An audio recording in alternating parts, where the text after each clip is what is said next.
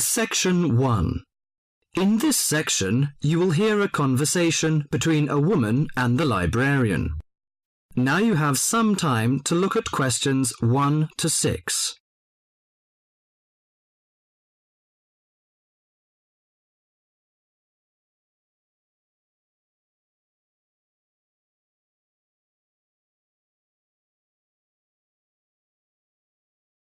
Now listen to the talk and answer the questions 1 to 6. Good morning. Good morning. Can I help you?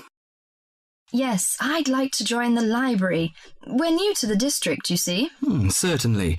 Well, all we need is some sort of identification with your name and address on it. Oh dear. We just moved, you see, and everything has my old address.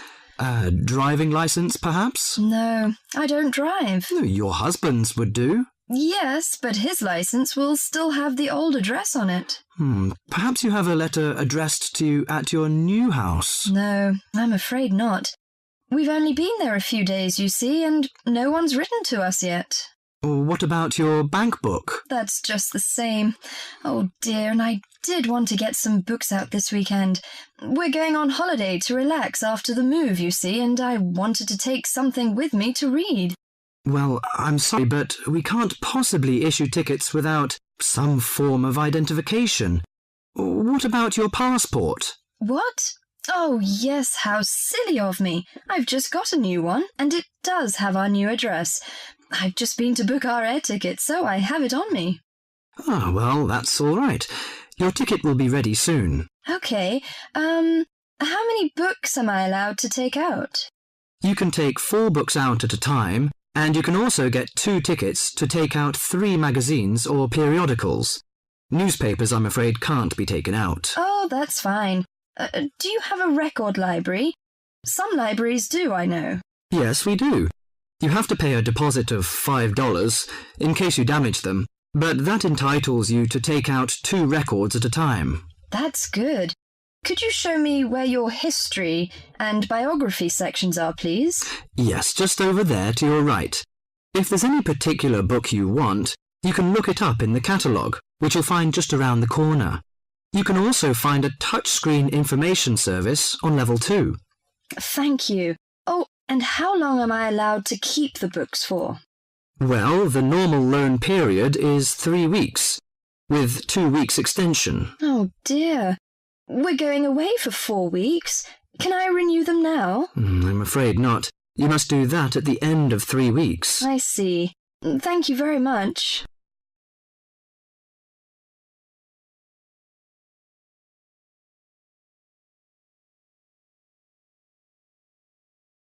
Before the talk continues, you have some time to look at questions 7 to 10.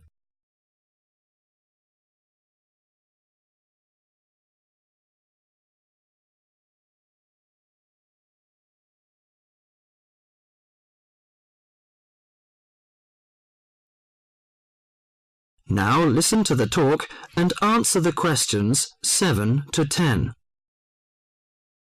Well, let's go into some details. Your name, please, madam? My name is Barbara. The surname is Cooper. It's spelt as Cooper. Fine. And what's your contact number? If we have new books coming, we can contact you in time. Good. You can call me on 723-6518, but it's better after 5 p.m. You know I have to work during the daytime. Do you need the office number?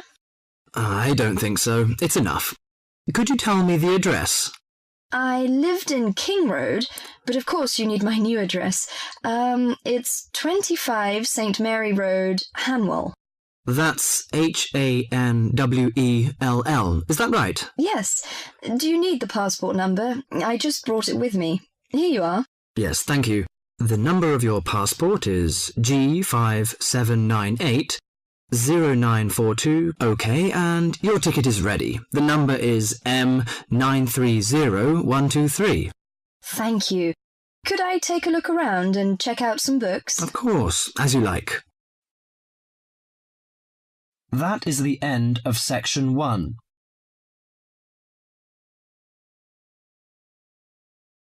You now have half a minute to check your answers.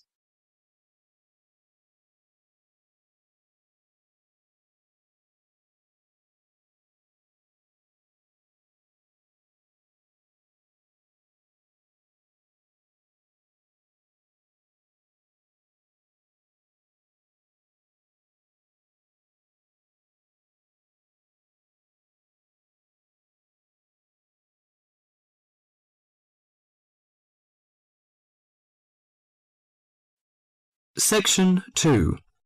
In this section, you'll hear an introduction on cheese making.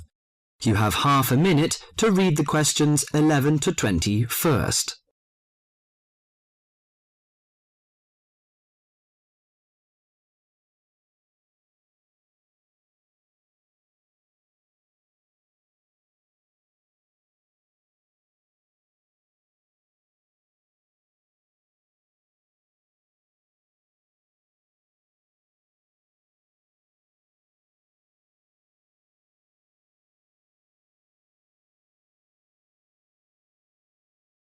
Now listen to the monologue carefully and answer questions 11 to 20. Cheese is one of those foods that we tend to take for granted as always having been with us, and it's odd to think that someone somewhere must have discovered the process to make cheeses. That takes place today. In the studio to tell us all about it is Monica Maxwell. Today, we all know that the process of making cheeses takes place when microorganisms get into milk and bring about changes in its physical and biochemical structure. Well, obviously, we don't know who discovered the process, but it's thought that it came from Southwest Asia about 8,000 years ago. In the early time, there were mainly two types of cheeses. One of them was rather tasteless and bland, in the case of the so-called fresh cheeses, which are eaten immediately after the milk has coagulated. And another one was rough-tasting and salty, in the case of the ripened cheeses, which are made by adding salt to the soft fresh cheese and allowing other biochemical processes to continue so that a stronger taste and a more solid texture resulted. The ancient Romans changed all that. They were great pioneers in the art of cheese-making, and the different varieties of cheese they invented and the techniques for producing them spread with them to the countries they invaded. This spread of new techniques took place between about 60 BC and 300 AD. You can still trace their influence in the English word cheese, which comes ultimately from the Latin word Caseus, that's C-A-S-E-U-S. At this stage in history, people weren't aware in a scientific way of the role of different microorganisms and enzymes in producing different types of cheese, but they knew from experience that cheese's tastes were relevant to something. If you kept your milk or your pre-cheese mixture at a certain temperature or in a certain environment, things would turn out in a certain way.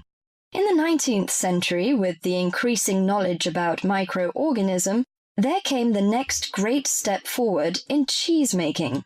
Once it was known exactly which microorganism was involved in the different stages of producing a cheese, and how the presence of different microorganisms affected the taste, it was possible to introduce them deliberately and to industrialize the process. Nowadays, cheese is made on a large scale in factories, although the small producer working from his dairy farm continued to exist and still exists today. Cheesemaking moved very much into the world of technology and industrial processes, although because the aim is still to produce something that people like to eat, there's still an important role for human judgment. People still go round tasting the young cheese at different stages to see how it's getting on, and may add a bit of this or that to improve the final taste. Whatever the scale of production, there is still room for the development of art alongside the technology. That is the end of section 2.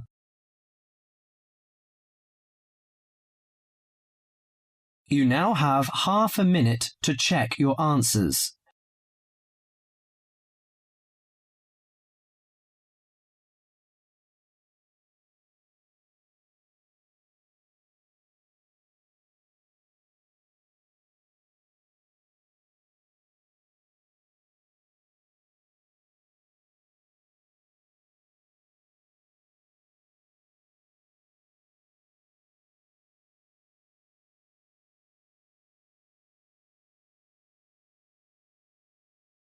Section 3. In this section, you will hear a conversation between John Watson and several environmental science students. Now you have half a minute to read the questions 21 to 30.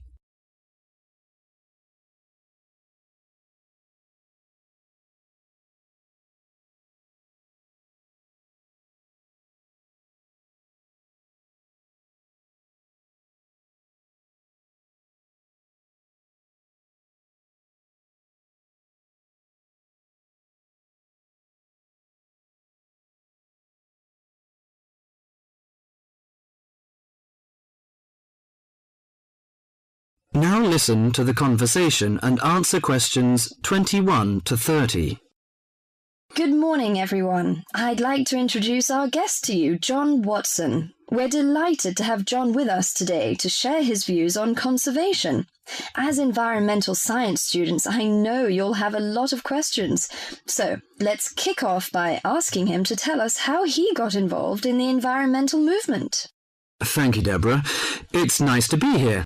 When I was 7 years old, back in the 1940s, my father bought 200 acres of land on the central coast of New South Wales in eastern Australia. The marvellous thing about it was that it was virgin bush, in other words, completely natural.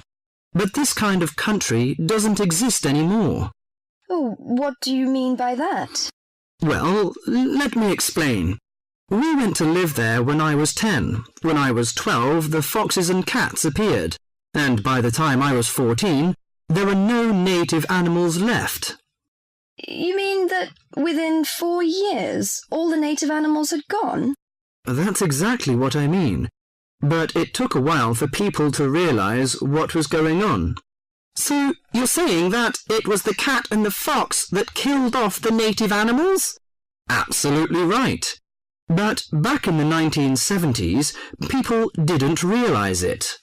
Even though Australia was losing wildlife faster than the rest of the world combined, people were blaming the farmers and miners, but not their lovely little pussycats. They're domestic cats you're talking about? Exactly.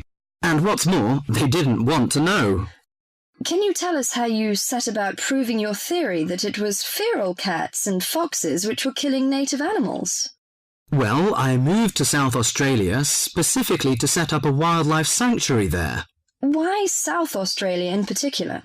I chose South Australia because it was the only state where it was still legal for me to fence off an area and put back locally extinct animals. That was very far-sighted of them, wasn't it? Well, not exactly. They just hadn't got around to making it illegal, though they soon tried to once they realised what I was doing. Did you ever get into trouble for your actions? Yes, once or twice.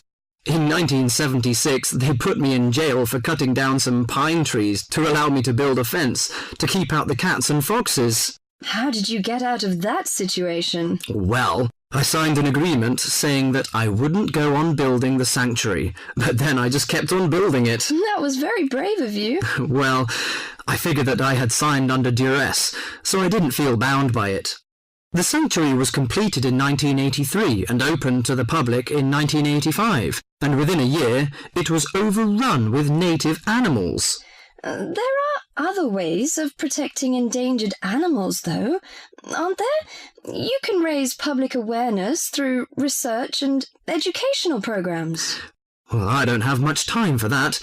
Unfortunately, today we measure success in science, not by your results, but by how much funding you get.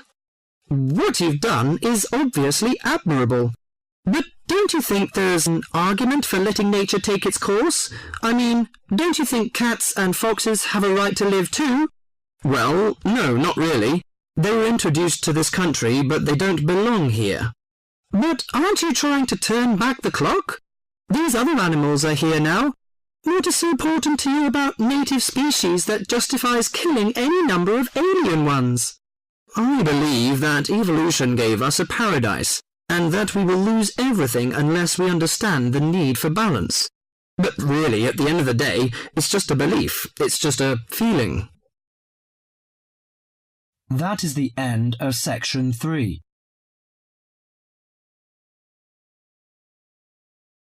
You now have half a minute to check your answers.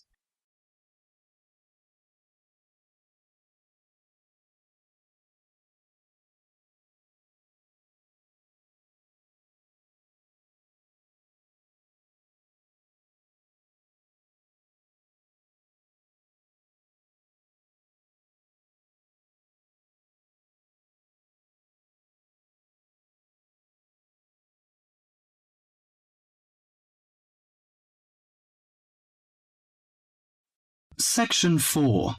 In this section, you will hear a lecture on the research on teen brain. Now you have half a minute to read the questions 31 to 40.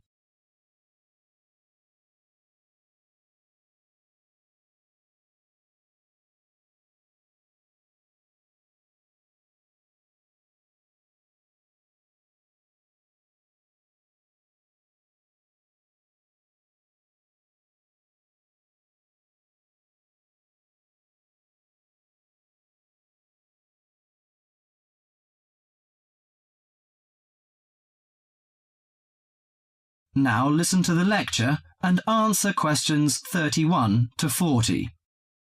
Today our guest is Joseph Parks, Medical Director for the Botany Department of Mental Health. He's going to give a lecture about the research on teenage brain. Good morning, everyone. Today I'm going to introduce the new research about adolescent mind, the teenage brain. How much do you know about that? Do you believe in brain scanning? Do you think we can judge whether a teen is normal or mentally ill? Or it's just another immature test? The new research shows a teen brain is in the middle of disordered changes. Those changes, scientists now believe, are so significant that they may reveal the mysteries of mental illness, explaining why some teens commit suicide, why others harm their classmates, and why some emerge later in life with mental disorders. The research looks forward to a day when teens could be tested for suicidal depression as easily as they are for heart disease. But there are signs that society, and parents in particular, would reject such a tool. Many parents question the validity of a mental health diagnosis. They fear that their children will be falsely tagged with a mark that he or she is abnormal. At the center of the debate is the teen brain, its confusing architecture, and the difficult question of what's typical in a teen and what's not. Under the old thinking, the adolescent brain was fully formed, needing only to be filled with facts, figures, and experiences to become an adult mind. At the same time, many people rejected the idea that young people were even capable of developing mental illnesses. However, the new research shows a teenage brain is an organ in transition. It has an unstable and vulnerable composition. The evolving teenage brain clearly isn't adult-like until the early 20s. If teens act young and stupid, it may be because brain areas that govern rational thought are not mature yet. All that is fine when the brain develops normally. But if the teen brain fails to successfully reinvent itself as an adult brain, mental illness may happen. Researchers increasingly believe if that process stops for some reason, teens are likely to develop mental illness. Early warning signs might be disregarded, as adults may think them the typical teen behaviors. Perhaps the chief hope of the new research is that it could make a difference for teenagers suffering from mental disorder and major depression. These can lead to suicide, which for years has been the leading cause of death for teens. Until recently, scientists couldn't peer into living brains to look for changes associated with normal development or mental diseases. That is beginning to change as researchers develop ever more sensitive brain scanners. However, the composite pictures are somewhat misleading. A snapshot of an individual brain may fall somewhere between normal and mentally ill. For now, psychiatrists and psychologists must still rely on interviews and observations of children's behavior to diagnose mental illness. That is the end of section 4.